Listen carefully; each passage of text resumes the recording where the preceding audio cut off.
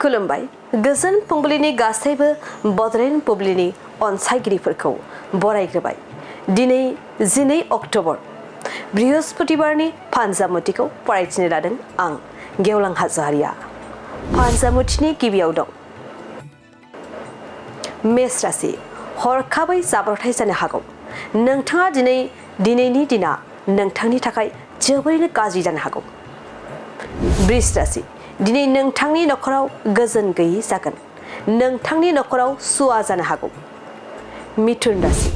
नोंथांखौ दिनै बाख्नायगोन। मोजां खामानि मावनायनि थाखाय बाख्नायजागोन नोंथाङा दिनै। कर्कट राशि। नोंथाङा दिनै माबा मोनसे गेदेर खहा जागोन। बेफार फालांगियाव नोंथाङा दिनै गोबां रां खहा जानो हागौ। सिंह राशि। रांखान्थि बिथिङाव जोबोरैनो मोजां। बेफार फालांगि मावोब्ला गोबां मुलाम्फा जानो हागौ दिनै। कन्या राशि। देहाया सुखु गोजोन गैयै जागोन।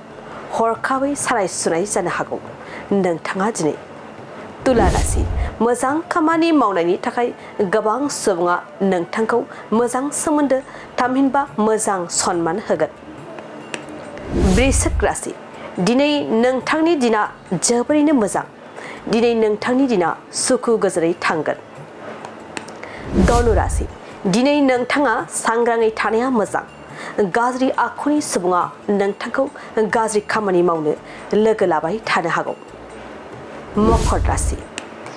जानाय लोंनायाव नोंथाङा दिनै मोजां बासिनानै जानाया मोजां। जानाय लोंनायखौ मोजां बासिनानै जायाब्ला देहानि गोबां खहा जानो हागौ। कुम्भ राशि। दिनै नोंथांनि दिना मोजां खौरां खोनानानै नोंथाङा दिनै खुसियै थानो हागोन। मीन राशि।